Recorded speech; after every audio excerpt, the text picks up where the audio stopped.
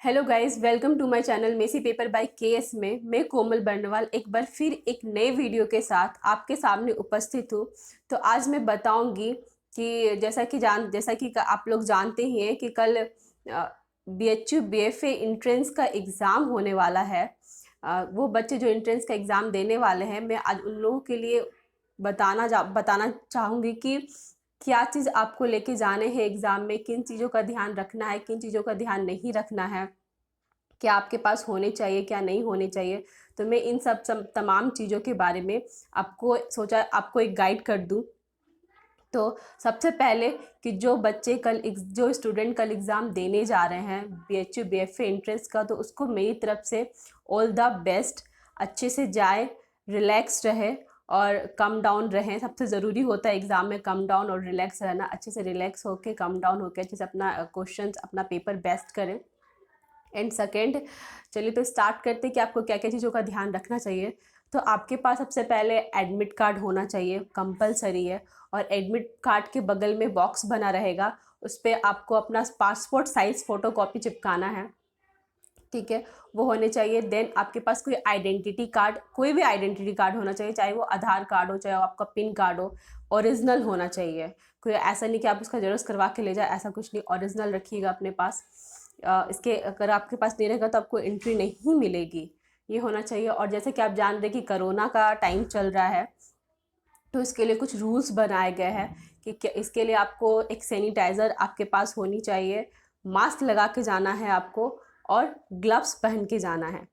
तो ये 3 चीज़ आपके पास कंपलसरी होने ही चाहिए, सैनिटाइज़र, मास्क, ग्लव्स, ठीक है।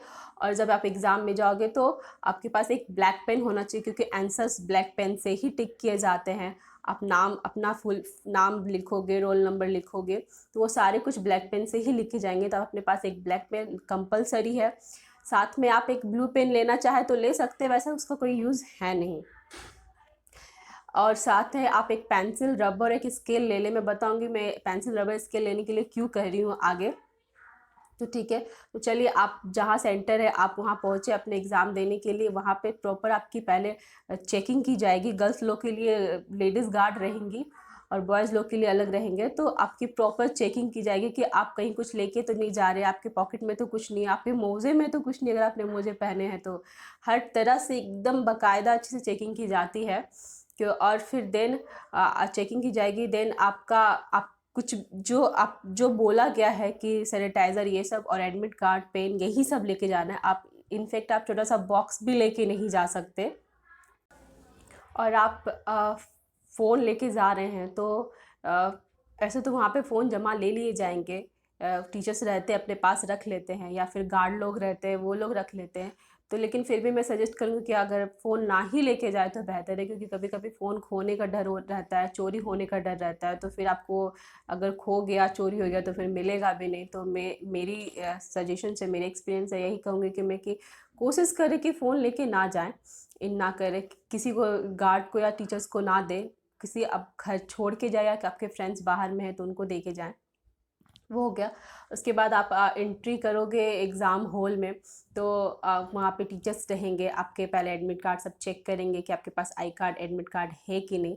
फिर आपको अपना रोल नंबर देख के अपने सीट पे बैठना है।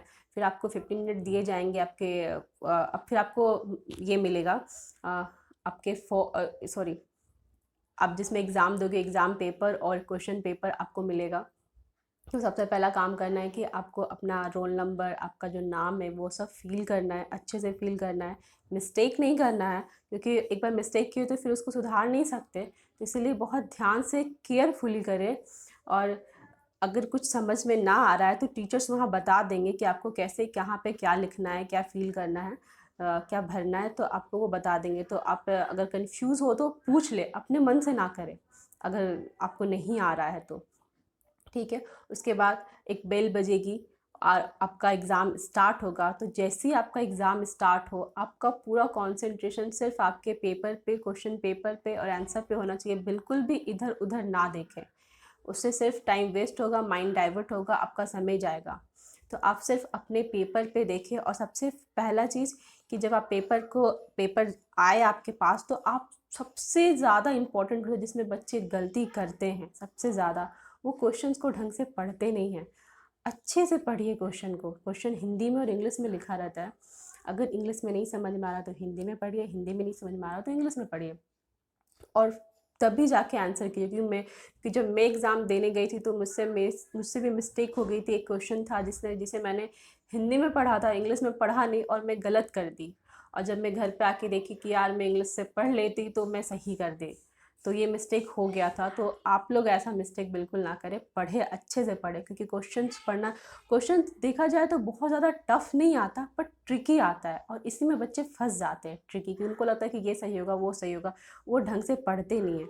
इसीलिए आप एब्जॉर्व करके अच्छे से पढ़ें, उसके बाद ही आप उसका आंसर करें।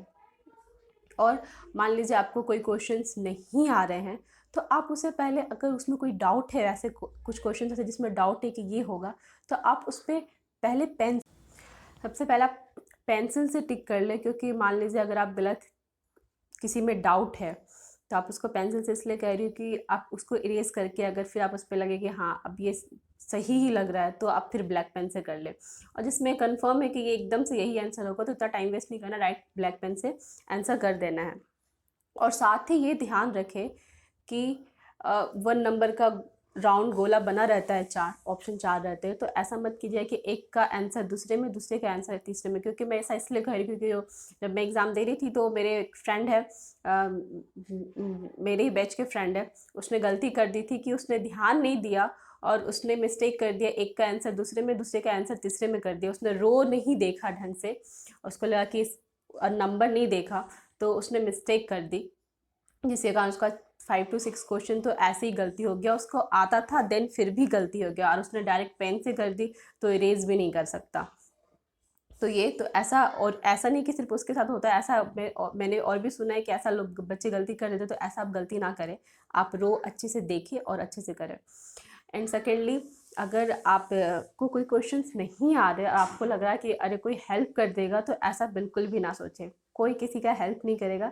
अगर आपके अपने दोस्त बैठे हैं तो मतलब फिर भी नहीं, इस सब चीज़ में तो पढ़ना ही नहीं कि कोई हेल्प नहीं करेगा। आपको अपना खुद देखना है, ठीक है। और साथ ही ये जो क्वेश्चन सीट्स होते हैं वो 3 पार्ट में होते हैं, अलग अलग तरह से। तो ज़रूरी नहीं कि जो आपके बगल में बैठा है उससे आपका क्वेश्चन सीट मैच करे, अलग होगा उसका, आपका अलग होगा। तो इसीलिए इधर उधर बिल्कुल ना देखें। और साथ ही जैसे कि मैं बता दूं कि एक मैंने पहले भी बता चुकी हूँ मैं कि 150 मार्क्स के आपके पेपर होंगे, 3 नंबर के ईच क्वेश्चंस होंगे, और 1 नंबर की नेगेटिव मार्किंग होगी। तो यहाँ आप खास ख्याल रखें कि अगर आपको कोई क्वेश्चंस नहीं आ रहा है, तो ऐसा नहीं कि आप ऑप्शनली है तो फिर आप तुक्का मार दे कि नहीं चलो सही हो जाएगा, तो तुक्का मत मारिएगा, नहीं तो फिर नेगेटिव मार्किंग होगी, आपके मार्क्स घटेंगे। तो तुक्का तो कोशिश नहीं कीजिएगा कि बिल्कुल मारे। आप कंफर्म हो, आप लगे कि हाँ ये होगा, तो ही आप उसको मारे, टिक करें, वो हो गया। और इस सब चीज़ का ख्याल रखें। और हाँ, सबसे ज़रूरी है, जब आप एग्ज़ाम हॉल में बैठे तो आप कम डाउन, मतलब रिलैक्स होके बैठे, क्योंकि अगर आप रिलैक्स नहीं होंगे, आप हड़बड़ाएंगे, तो आपका आंसर गलत, आप भूलेंगी चीज़ें और फिर आप गलत करेंगे। तो ऐसा बिल्कुल भी ना करें। आप रिलैक्स होके, अच्छे से रिलैक्स होके बैठे, ऐसा बस कि आपने जो करना है, आपने बेस्ट करना है, अपना बेस्ट जो भी याद किया है, बस रिलैक्स रहे, कॉन्फिडेंट रहे थोड़ा, और अच्छा करें। तो चलिए, तो फिर मेरी तरफ से एक बार फिर आप सबको ऑल द बेस्ट। मेरी तरफ से ढेर सारी शुभकामनाएं, बेस्ट विशेस हैं। और साथ ही अगर आपको कोई क्वेश्चंस पूछना है मुझसे, जैसे कि मैं हर वीडियो के एंड में कहती हूँ कि आपको कोई भी क्वेश्चन पूछना, तो आप बेझिझक मुझसे पूछ सकते हैं, मैं पूरी कोशिश करूँगी उसका आंसर करने की।